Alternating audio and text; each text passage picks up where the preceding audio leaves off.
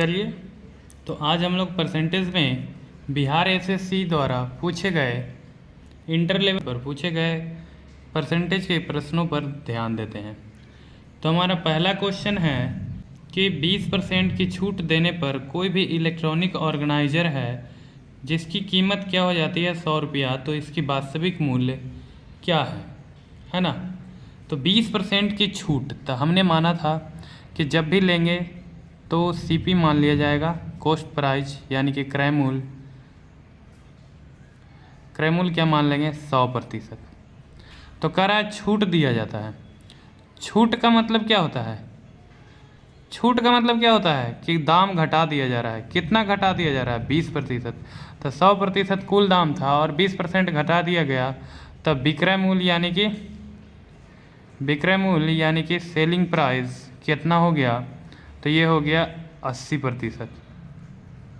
मैंने 100% हम माने टोटल मूल्य है, 20% की छूट प्रदान किया गया, तो बच गया कितना? 80% ही है जो हमारा क्या है बेचेंगे। 80% जो है वह किसके बराबर है? तो हमारा प्रश्न में दिया था कि यह जो है कि विक्रय मूल्य 100 रुपये के बराबर है। किसके बराबर है? तो 100 रुपये के बराबर है। तो यदि 80% 100 रुपये के बराबर है तो 100% बनाने के लिए क्या करेंगे हम? 80 से भाग मने और 100 से गुना, यानी क्या करेंगे?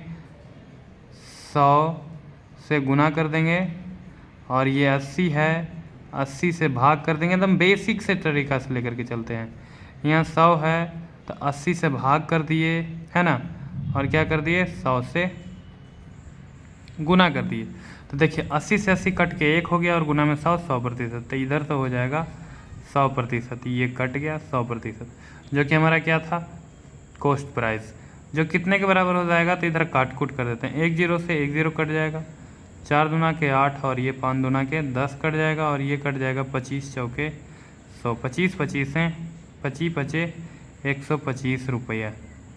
ये क्या हो गया? Cost price. तो हमारा पहले प्रश्न का आंसर क्या हो गया?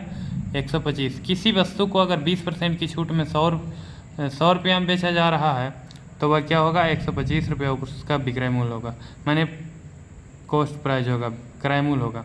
यहाँ से हम वेरीफाई कर सकते हैं कि 125 था, 20% की छूट दे दिया गया, है ना, बटा 100 कर देंगे। 1 0 1 0 कट गया, 1 0 1 12 दूना के, सॉरी यहाँ पे 25 है ना, तो इसको ऐसे कर सकते हैं 125 गुना में 20 बटा 100, 1 0 से 1 0 कट गया, 2 5 10 और ये काटेंगे 25, यानी कि 25 रुपये का छूट प्रदान किया गया। तो कितना हो जाएगा? 125 रुपया में 25 रुपये का छूट दे दिया गया, यानी कि 100 रुपया, जो कि हमारे प्रश्न में दिया गया था कि ये विक्रय मूल्य है, सेलिंग प्राइस, और ये कॉस्ट प्राइस है। चलिए, तो अब हम चलते हैं दूसरे प्रश्न में। दूसरा प्रश्न हमारा कहा गया है, जो कि आपके सामने दी गई है। एक वस्तु की कीमत 40% घटा दी जाती है, तो इसके मूल्य में वापस लाने के लिए घटे कीमत को कितनी प्रतिशत वृद्धि करनी होगी? तो हमने अभी बोला कि हम जब भी प्रश्न बनाएंगे क्या मान लेंगे कि हमारा जो सीपी है वह 100% है। तो हमारा प्रश्न कह रहा है कि क्या कर दिया गया है? तो 40% घटा दी गई है वस्तु की कीमत, तो इसका 40% घटा देंगे। घटाना है, कितना घटाना है?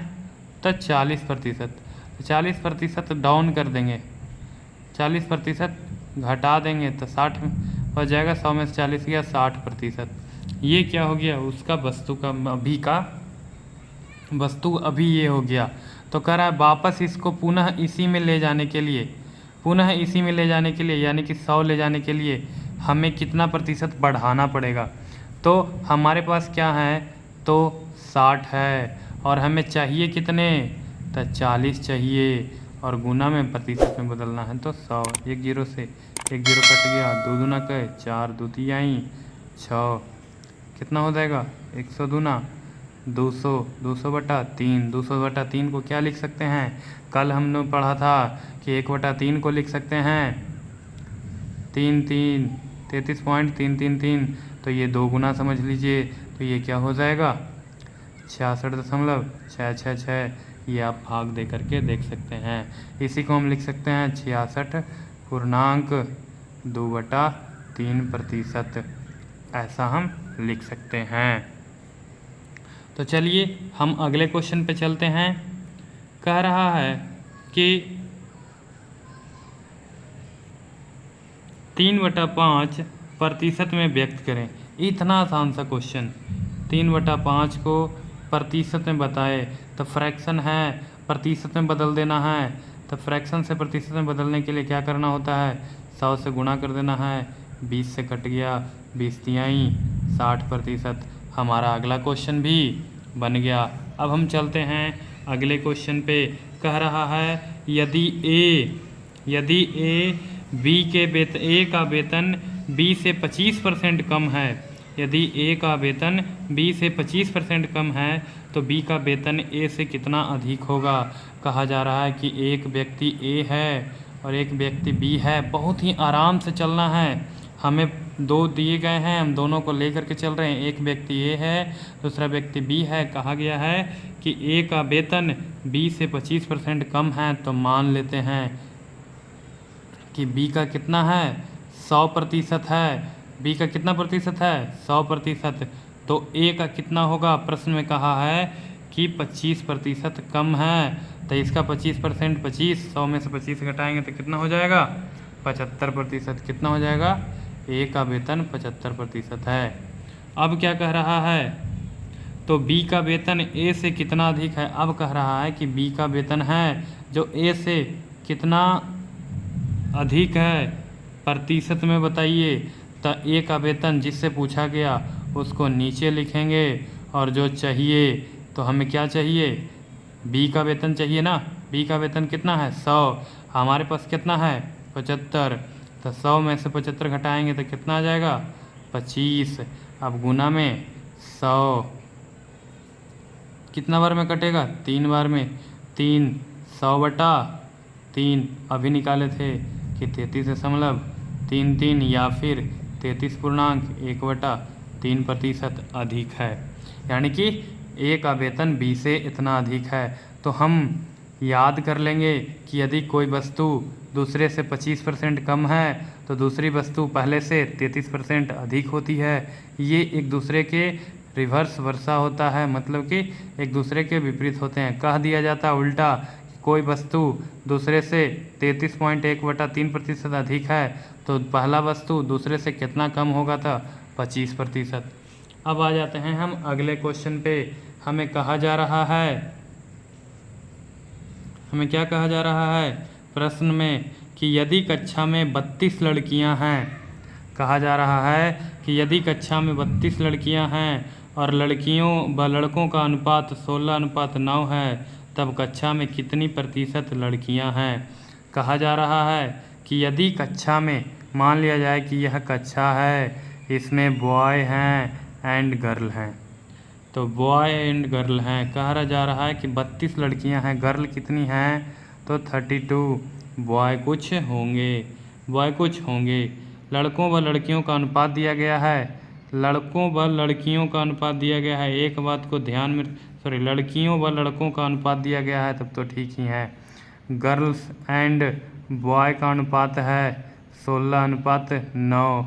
यह 16 क्या कह रहा है कि यह 32 है। अनुपात में 16 है परंतु लड़कियों की संख्या में 32 है, तो क्या हो जाएगा, 16 दूना का 32, तो क्या हो जाएगा, समानुपात निकाल देंगे। 16 दूना का 32 अनुपात 9 दूना का 18, यानी कि ये अनुपात लड़की का था, ये लड़का का, ये भी क्या हो जाएगा, लड़की का, और ये हो जाएगा लड़का का। यानी कि 32 लड़कियां हैं और 18 लड़के। तो कहा जा रहा है कि लड़कियों का प्रतिशत ज्ञात कीजिए, गर्ल का प्रतिशत।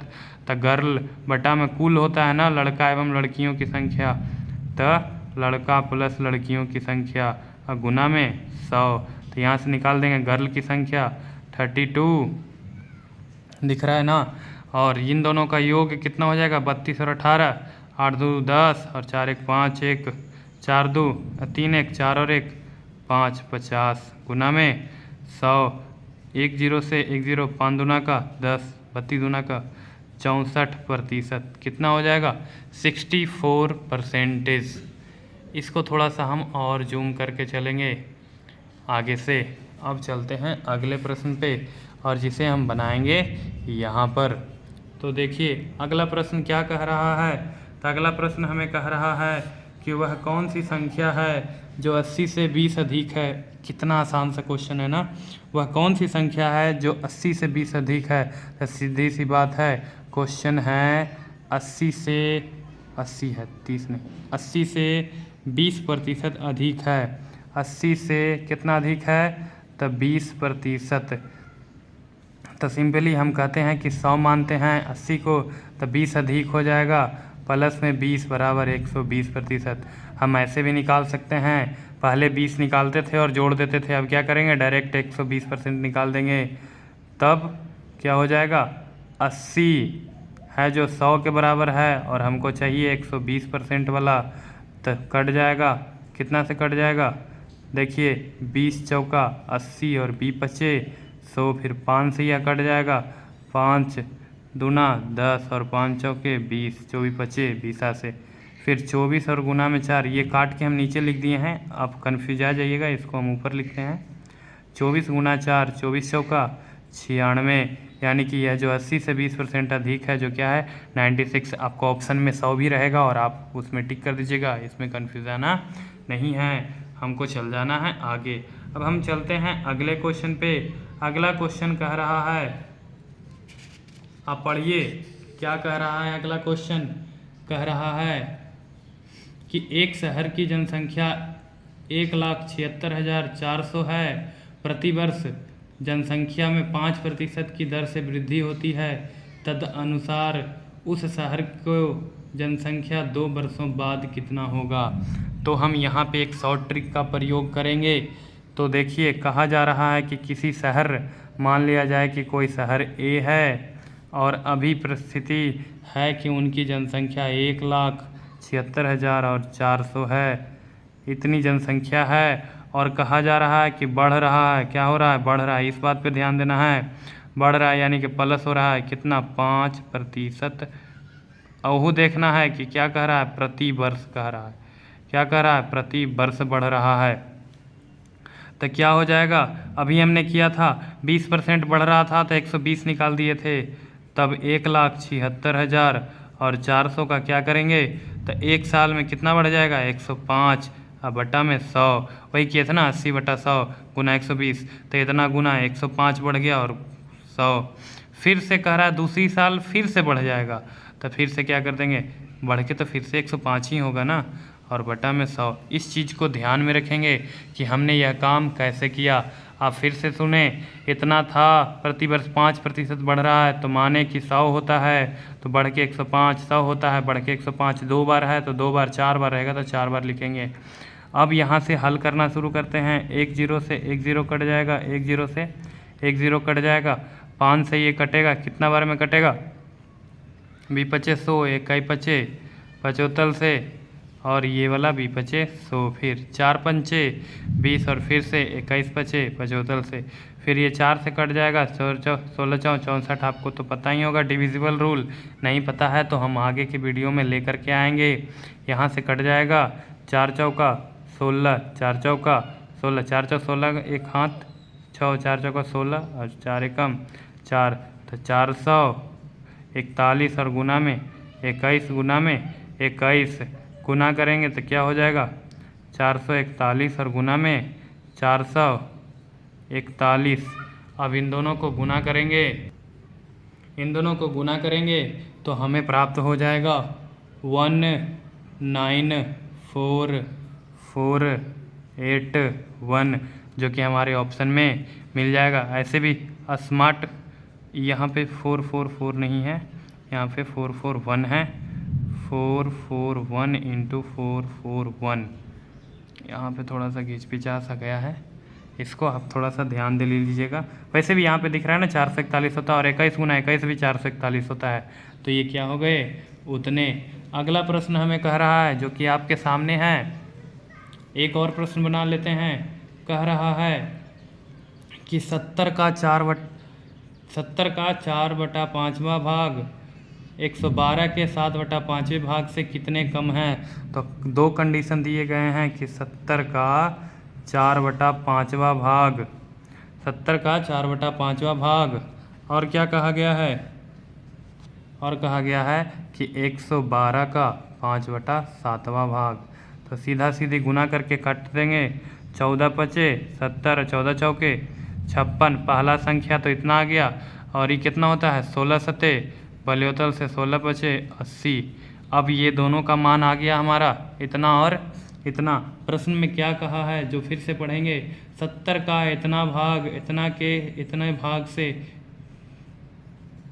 कितने प्रतिशत कम है। इससे यह कितना कम है, इससे यह, तो जिससे निकालना है उसे नीचे, और जिसको निकालना है उसको घटाएंगे। तो 56 और 4 60 और 20 80, यानी कि 24, और गुना में 100। आपको पता है 20 चौका 80 और 20 पचे 100, 4 से कट जाएगा, 6 बरी में 6 पंचे 30%।